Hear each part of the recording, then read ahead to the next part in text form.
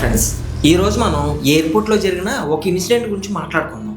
అయితే అది తెలుసుకున్న తర్వాత మీరు ఖచ్చితంగా షాక్ అవుతారు. ఏంటి ఆలోచిస్తున్నారా? మీకు తెలియకుండా అటువంటి ఇన్సిడెంట్ ఏం జరిగిందా అనేసి కంగారు పడకండి. అది ఇప్పట్లో కాదు, దాని యొక్క వివరాల గురించి మీకు చాలా క్లారిటీగా చెప్తా. మీరు కాబూల్లోని ఎయిర్పోర్ట్ని మీరు చూసే ఉంటారు. రన్నింగ్లో ఉన్న విమానంలోకి ప్రవేశించడానికి తమ ప్రాణాలు కాపాడుకోవడానికి కొంతమంది విశ్వ ప్రయత్నం చేశారు. అయితే అందులో చాలా మంది పైనుంచి కింద పడిపోవడం మనం చూసే ఉంటాం. మీరే చెప్పండి, ఏ మనిషి అయినా మన దేశం నుండి వేరే దేశానికి లేదా మన రాష్ట్రం నుంచి వేరే రాష్ట్రానికి విమానంలో వెళ్ళాలని అనుకుంటాడు.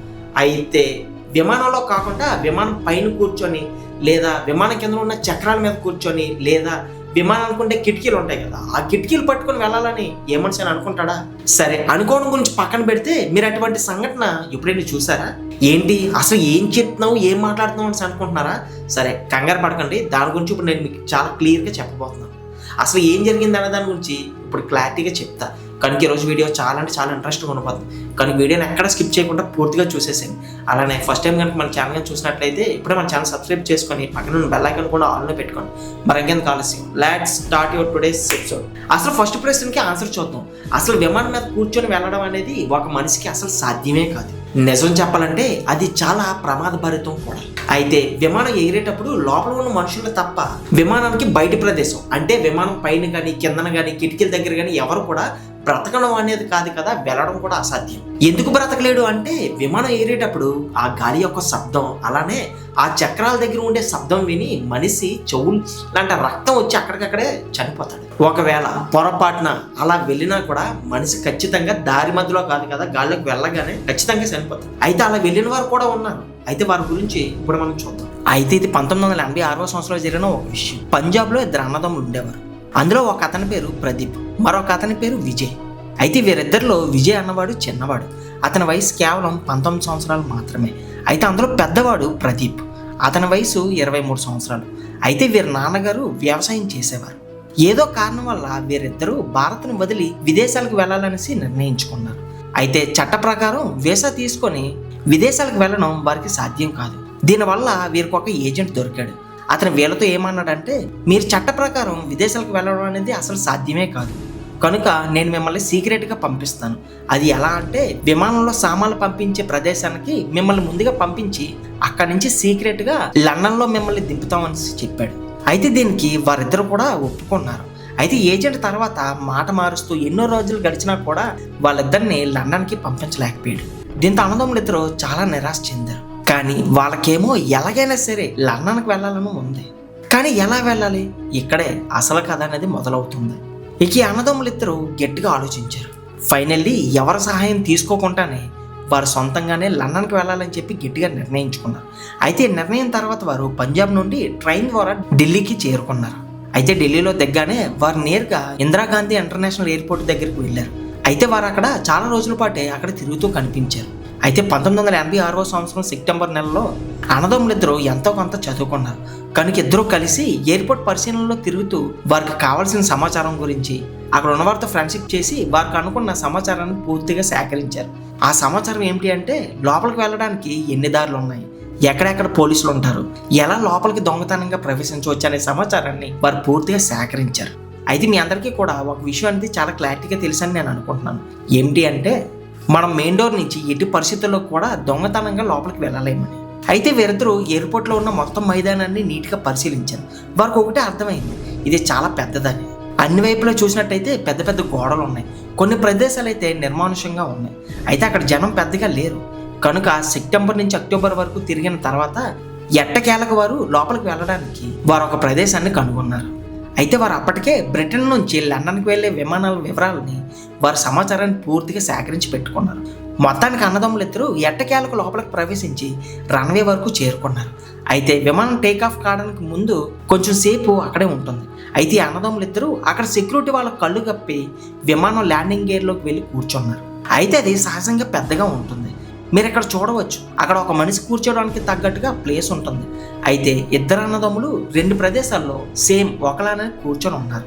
అయితే వారిద్దరు కూర్చున్న తర్వాత చాలా సేపటి పాటు చాలా ఓపికగా వారిద్దరు వెయిట్ చేస్తున్నారు.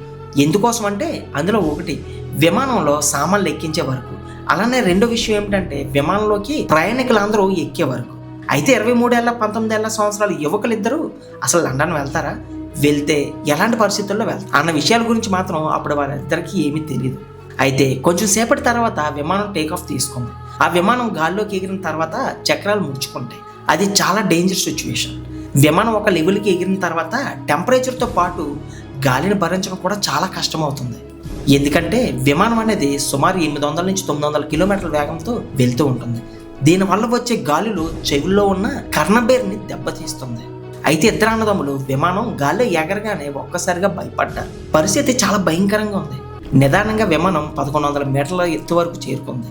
ఇకపోతే అక్కడ టెంపరేచర్ -55 డిగ్రీలుగా ఉంది. ఆ పరిస్థితుల్లో మనిషి బ్రతకడం అనేది చాలా కష్టం. అయితే ఢిల్లీ నుంచి లండన్కి వెళ్ళాలంటే సుమారు 9 నుంచి 9:30 గంటల సమయం పడుతుంది. ఫైనల్లీ విమానం అనేది లండన్కి రీచ్ అయింది. అయితే విమానం లండన్లో ల్యాండ్ కాగానే ఒక వ్యక్తి విమానం దగ్గరకు వచ్చాడు. అతను ఎవరంటే సామాన్లు తీసుకెళ్ళడానికి వచ్చే మనుషుల్లో అతను కూడా ఒకరు. అయితే రాగానే అతను చూసింది ఏంటంటే చక్రాలు ఉండే ప్రదేశాల్లో అక్కడ ఒక మనిషి చలికి వణుకుపోవడం. అయితే అతను చూసేసరికి అక్కడ కూర్చొని గజగజ వణుకుపోతూ ఒక వ్యక్తి కనిపించాడు. అయితే సామాన్లు తీసుకెళ్ళడానికి వచ్చే వ్యక్తికి మొదట ఏమీ అర్థం కాలేదు. ఇతను ఎవరు, ఎక్కడి నుంచి వచ్చాడనేసి వెంటనే తమ టీంకి కబురు పెట్టాడు. ఆ వెంటనే అక్కడికి పోలీసులు, అంబులెన్స్, డాక్టర్లు వచ్చారు. అయితే లండన్లోని హాస్పిటల్కి ఆ యువకుడిని వెంటనే తీసుకువెళ్ళారు వైద్యం చేయించడానికి. అతనికి శ్వాస ఆడుతుంది కానీ శరీరం మొత్తం పూర్తిగా వణుకుపోతుంది. ఆ యువకుడు స్పృహ కోల్పోయాడు. అయితే అతన్ని చూసి డాక్టర్లు ఒక్కసారిగా ఆశ్చర్యపోయారు. ఇతను ఎక్కడి నుంచి వచ్చాడు, రన్వే మీద మీకు ఎలా దొరికాడని చెప్పి డాక్టర్లు అతన్ని రక్షించడానికి చాలా ప్రయత్నాలు చేస్తూ ఉన్నారు. అయితే స్పృహ కోల్పోయిన వ్యక్తి నిదానంగా వైద్యుడికి స్పందించి ఆ యువకుడు మన లోకంలోకి వచ్చాడు. అయితే ప్రదీప్ లేవగానే డాక్టర్ను ఒకే ఒక ప్రశ్న అడిగాడు. ఏమిటి అంటే, నా తమ్ముడు ఎక్కడా అని.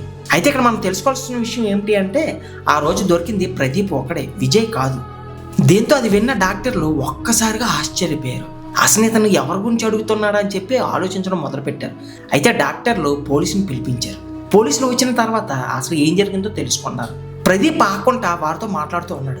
ఏంటి అంటే, నా తమ్ముడు ఎక్కడ ఉన్నాడో దయచేసి నా తమ్ముడు నాకు చూపించండి, ఎక్కడ ఉన్నాడో చెప్పండి అని చెప్పి పోలీసుని అడుగుతాడు. అయితే అప్పుడు పోలీసులు, నువ్వు తప్ప అక్కడ ఇంకెవరో దొరకలేదు మాకు, అసలు ఏం జరిగిందో నువ్వే చెప్పని చెప్పి గట్టిగా అతన్ని అడిగారు. అయితే అప్పుడు ప్రదీప్ ఇలా చెప్పాడు. మేము ఇలా దొంగతనంగా టికెట్ వేసా లేకుండా విమానం యొక్క చక్రాల దగ్గర కూర్చున్నాం, అక్కడి నుంచి ఇలా లండన్కి రావాలని చెప్పి మేము ఇలా వచ్చామని చెప్పి పోలీసులకి జరిగిన కథ మొత్తం చెప్పారు. అయితే తామిద్దరూ వేరే వేరే ప్రదేశాల్లో కూర్చున్నాం మనిషి. ఆ రోజు గాలి చాలా భయంకరంగా వీసింది. దీంతో నా చెవుల్లో ఒక సమస్య వచ్చింది. దీనివల్ల నాకేమీ వినిపించలేదు. తర్వాత ఏం జరిగిందో నాకు తెలియలేదని చెప్పి ప్రదీప్ చెప్పాడు. అయితే నేను కూర్చున్న ప్రదేశంలో ఎలాగోలాగా సెట్ అయిపోయాను కానీ మా తమ్ముడు గురించే నా ఆందోళన అంతా అని చెప్పాడు. చలిగాలి చాలా భయంకరంగా ఉంది. ఇక ఆ తర్వాత ఏం జరిగిందో నాకు తెలియదు, దయచేసి మీరే చెప్పండి, నా తమ్ముడు ఎక్కడ ఉన్నాడో నాకు చూపించండి అని చెప్పి పోలీసుల్ని ప్రదీప్ అడిగాడు. అయితే ఇది విన్న పోలీసులు ప్రదీప్కి ఏమీ సమాధానం చెప్పలేకపోయారు. అయితే తర్వాత లండన్లో ఉన్న ఒక ప్రదేశంలో ఒక మృతదేహం దొరికింది. అయితే ఫోటోలు తీసుకొచ్చి పోలీసులు ప్రదీప్ చూపించగానే ప్రదీప్ అది చూసి గుర్తుపట్టాడు. అతనే తన తమ్ముడు అని చెప్పి ప్రదీప్ ఎక్కెక్కి ఆడవడం మొదలు పెట్టాడు. తమ్ముడు చనిపోవడంతో అన్న తట్టుకోలేకపోయాడు. ఆ వెంటనే డాక్టర్లు ఇచ్చిన రిపోర్ట్ల వల్ల విజయ్ ఆక్సిజన్ లేకపోవడం వల్ల, చలి ఎక్కువగా ఉండడం వల్ల చనిపోయాడని చెప్పి ప్రదీప్కి చెప్పారు.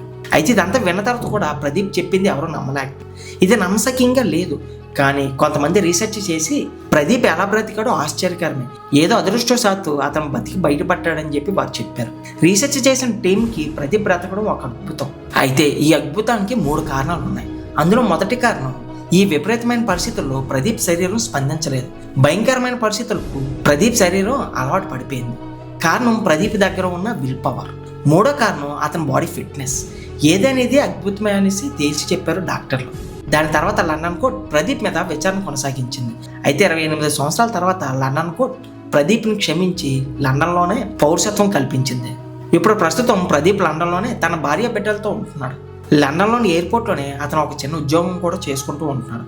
అయితే జీవితంలో ఒకే ఒక లోటు ఉంది అతనికి. అది ఏమిటి అంటే, తనతో పాటు తన తమ్ముడు లేకపోవడం. అయితే ఇది రియల్గా జరిగిన స్టోరీ, కల్పితం అయితే అస్సలే కాదు. చూశారు కదా, మన ఆఫ్ఘనిస్తాన్ ఎయిర్పోర్ట్లో ఏదైతే చూసామో అది కొన్ని సంవత్సరాల ముందే మన ఇండియాలో జరిగింది. ఎంత ప్రమాదకరంగా ప్రయాణించి లండన్ చేరుకున్న ఇద్దరిలో కేవలం ఒక్కరు మాత్రమే బ్రతికి బయటపడ్డారు. ఇది ఒక రకంగా సాహసం అనే చెప్పాలి, ఇంకొక రకంగా ప్రదీప్ అదృష్టం అనే చెప్పాలి. అయితే మరొక రకంగా చెప్పాలి అంటే తమ్ముని కోల్పోవడం అనేది దురదృష్టం. అయితే ఇది ఫైనల్లీ స్టోరీ అంతా విన్న తర్వాత ఇది ఒక వేదన భరిత story. So my dear friends, చూసారు కదా ఈరోజు మన వీడియో. చూసిన తర్వాత మీ యొక్క అభిప్రాయం ఏంటనేది ఖచ్చితంగా మర్చిపోకుండా కింద కామెంట్లో తెలియజేయండి ఫ్రెండ్స్. అలానే ఇప్పటివరకు మన ఛానల్గా సబ్స్క్రైబ్ చేసుకున్నట్లయితే ఇప్పుడే మన ఛానల్ సబ్స్క్రైబ్ చేసుకొని అలానే వీడియో నచ్చితే లైక్ చేయండి, షేర్ చేయండి. నెక్స్ట్ వీడియోలో మళ్ళీ కలుద్దాం. Thanks for watching.